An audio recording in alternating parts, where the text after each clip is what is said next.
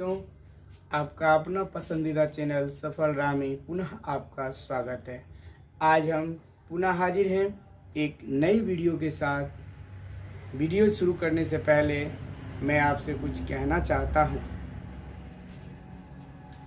सफलता एक चुनौती है, इसे स्वीकार करो।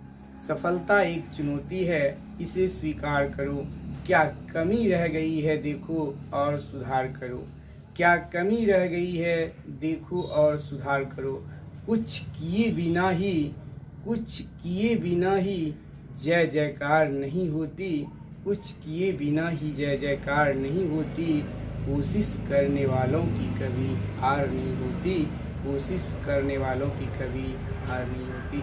तो आइए आज नए टॉपिक के साथ हम हाजिर हैं। हमारा आज का टॉपिक है श्वसन, रेस्पिरेशन चैप्टर हुआ और उसमें हमारा टॉपिक है जंतु में श्वसन। तो हम शुरू करते हैं जंतु में श्वसन। निम्न श्रेणी के जंतुओं में श्वसन गैसों का आदान प्रदान विसरण प्रक्रिया के द्वारा होती है, जबकि उच्च श्रेणी के जंतुओं में इसके लिए एक विशेष प्रकार का विकसित तंत्र होते हैं, जिसे श्वसन तंत्र का नाम से हम जानते हैं। करा जंतुओं में सामान्यतः 3 प्रकार के श्वसन अंग होते हैं। पहला है श्वास नली या ट्रेकिया, अंग्रेजी में इसको बोलते हैं। दूसरा है गिल्स और तीसरा है फेफड़ा।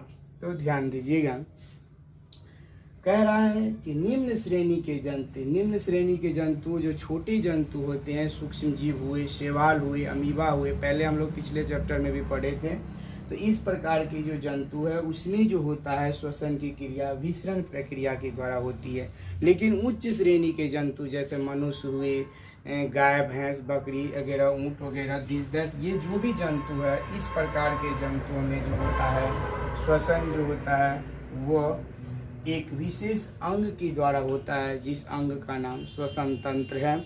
और ये 3 प्रकार के होते हैं, जैसे आपको पहले बताया गया है, श्वास नली, गिल्स और फेफड़ा। तो आइए बारी बारी से इनके बारे में हम जानते हैं क्या है ये।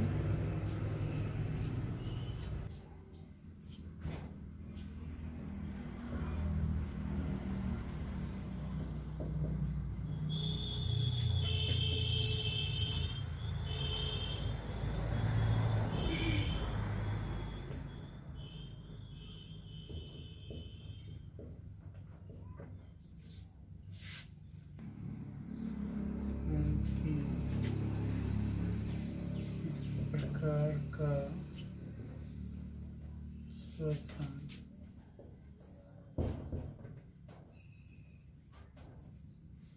में श्वास नली शरीर के भीतर होता है, अंदर में ही होता है, और वह श्वास नली के द्वारा ही क्या करते हैं, अपना श्वसन की क्रिया को संपूर्ण करते हैं।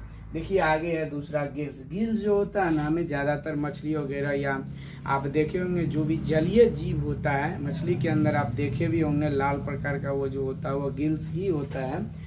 गिल्स एक प्रकार का श्वसन अंग है जो कि जल में क्या करता है, जो घुला हुआ ऑक्सीजन होता है उस ऑक्सीजन को वह गिल्स के द्वारा छान कर शुद्ध कर अपने अंदर में ले लेता है। तो जो जलीय जीव होते हैं, यानी कि जो जल में रहते हैं, वो क्या करते हैं, जल में घुलित ऑक्सीजन का उपयोग कर श्वसन की क्रिया को करते हैं। इस प्रकार हम कह सकते हैं कि श्वसन जलीय जीव में ही होता है, ये गिल्स के द्वारा। चलिए तीसरा लिखिएगा।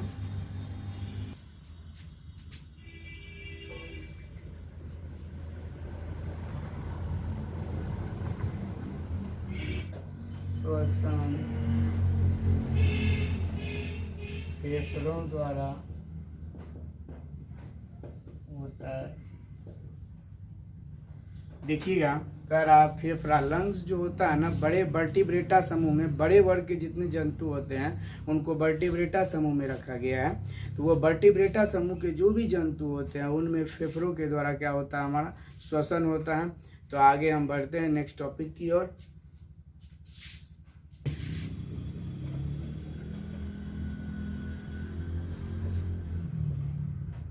द्वारा होती है,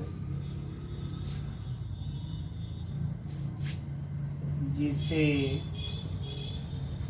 श्वसन तंत्र कहा जाता है।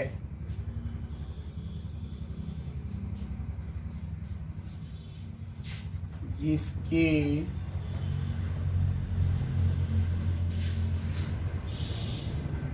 कुछ प्रमुख अंग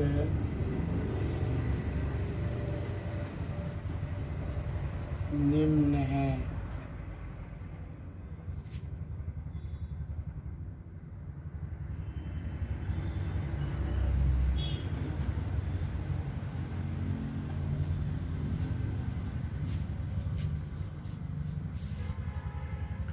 मानव श्वसन तंत्र का सचित्र वर्णन करें। मानव श्वसन तंत्र, मानव में श्वसन की क्रिया एक जटिल तंत्र के द्वारा होती है जिसे श्वसन तंत्र कहा जाता है।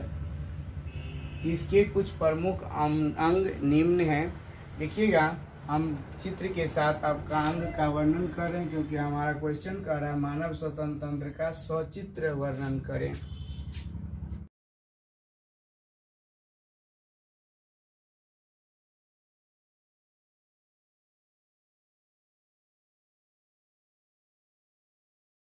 गुहा के ठीक आगे घुमावदार रास्ते को ग्रसनी कहा जाता है, जो एक छिद्र के द्वारा श्वास नली में खुलती है। यह पाचन एवं श्वसन तंत्र के लिए उभयनिष्ठ कॉमन मार्ग है, जो अलग अलग छिद्रों द्वारा श्वास नली एवं ग्रसिका में खुलती है। ग्रसनी और श्वास नली के जोड़ पर कंठ अथवा स्वरकोश होता है, जिसे स्वरज्जु कहा जाता है।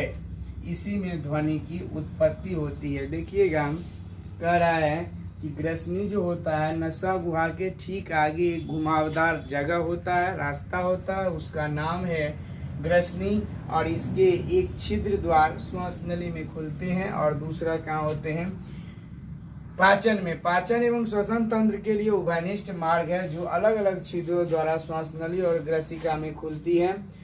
यहाँ पर ग्रसनी और श्वास नली के जोड़ पर कंठ अथवा स्वरकोश होता है, यहीं से हमारे आवाज की उत्पत्ति होती है। तो इस प्रकार हम इसका कार्य देखते हैं। ग्रसनी का केवल एक ही कार्य होता है, लिखिएगा कार्य।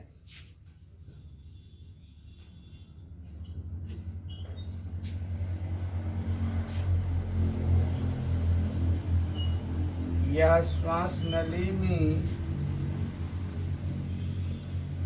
भोजन को जाने से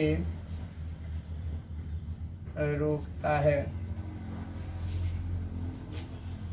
नोट में लिख लीजिएगा,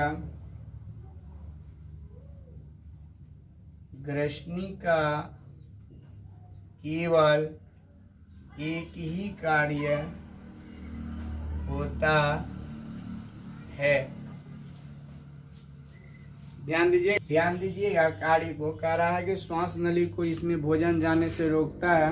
हम पहले भी चर्चा किए हैं कि इसको लुरलुरी कहा जाता है, यानी कि ये वॉल्व का काम करता है। वॉल्व क्या होता है, आप जब जी को पूरा गर्दन के पास खूब ऊपर से उठाइएगा तो यहाँ पर एक दिखाई देगा आपको मांसल संरचना, जो कि लटका हुआ होता है, छोटा सा होता है। ये क्या करता है, जब हम सांस लेते हैं तो ये भोजन को श्वास नली में जाने नहीं देता, और जब हम खाते हैं तो श्वास नली में भोजन को जाने नहीं देता, और जब हम लोग श्वास लेते हैं तो उसको भोजन नली में नहीं जाने देता। यानी कि दोनों के बीच में ये कॉमन मार्ग का काम करता है, रोकने का कार्य करता है। तो इस प्रकार हम कभी कभी देखते होंगे क्या होता है, हम खा रहे हों और तो खाते खाते क्या होते हैं, सरक जाते हैं, तो लोग कहते हैं कि लोग कोई चर्चा कर रहा है। तो ऐसा कुछ भी नहीं है, बस इसी वजह से हमारा जो होता है भोजन कभी कभार यदि श्वास नली में गलती से चला जाता है, यही कन्फ्यूजन जब हो जाता है इसको ग्रसनी को, तो हमारे साथ ऐसा प्रॉब्लम आता है। ग्रसनी का केवल एक ही कार्य होता है,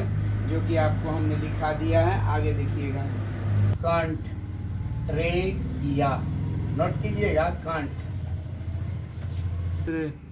यह लंबी चौड़ी उपास्थि की बनी होती है, जो ग्रसनी के आगे स्थित होती है। यह महिलाओं की तुलना पुरुषों में ज़्यादा उठा हुआ होता है, इसे स्वरजु भी कहा जाता है। कंठ इसी को कहते हैं। यहाँ पर देखिएगा उठा हुआ भी है, इसी उठा हुआ को हम लोग जो है क्या कहते हैं, कंठ कहते हैं। और आप देखे भी होंगे महिला के तुलना में पुरुषों में ये उभरा हुआ होता है, ज़्यादा उठा हुआ होता है।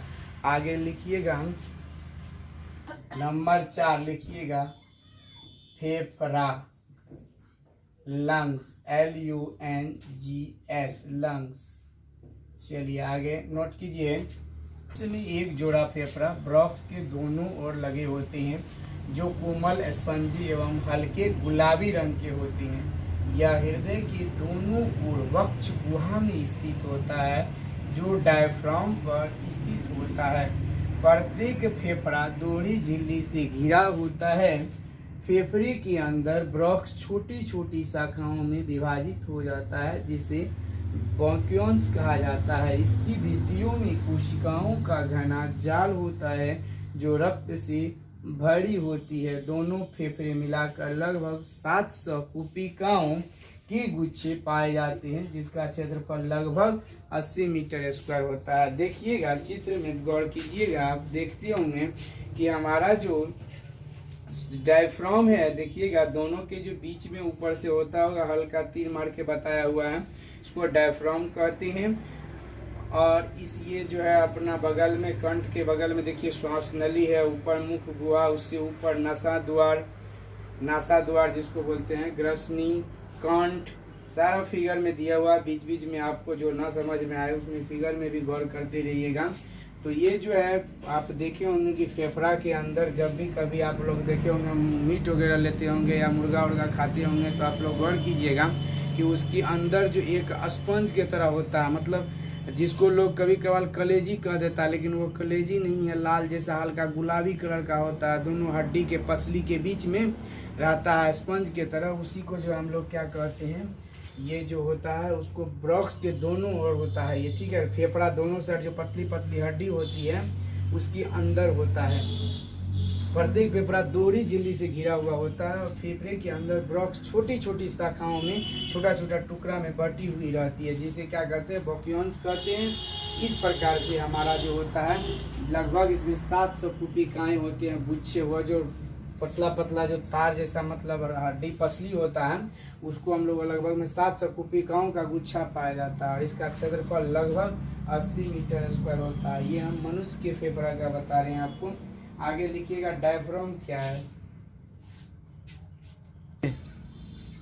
डायफ्राम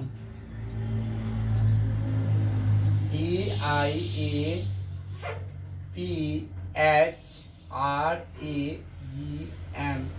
चलिए लिखिएगा डायफ्राम। देखिएगा यह एक लचीली मजबूत रचना होती है जो वक्ष को उदर से क्या करती है, अलग करती है और ऊपर अथवा नीचे की ओर फैलकर वक्ष गुहा के आयतन को बढ़ाने और घटाने का कार्य करती है। इसके कारण से हमारा फेफड़ा जो है फैलता और पिचकता है, जिसकी वजह से हमको पता लगता है कि हमारा जो है फेफड़ा चल रहा है, स्वचालित है। और देखिए आज के लिए हमारा वीडियो इतना ही। मिलते हैं फिर अगले वीडियो में। जाने से पहले हम आपसे कहना चाहते हैं कि जीत की खातिर बस जुनून चाहिए, जीत की खातिर बस जुनून चाहिए, जिसमें उबाल हो ऐसा खून चाहिए। यह आसमां भी आएगा ज़मीन पर, यह आसमां भी आएगा ज़मीन पर, बस इरादों में ऐसे जुनून चाहिए, बस इरादों में ऐसे जुनून चाहिए। तो इन्हीं हौसलों के साथ हमारे वीडियो को देखते रहें और अगले वीडियो के लिए इंतज़ार करें। तब तक के लिए जय हिंद, जय भारत।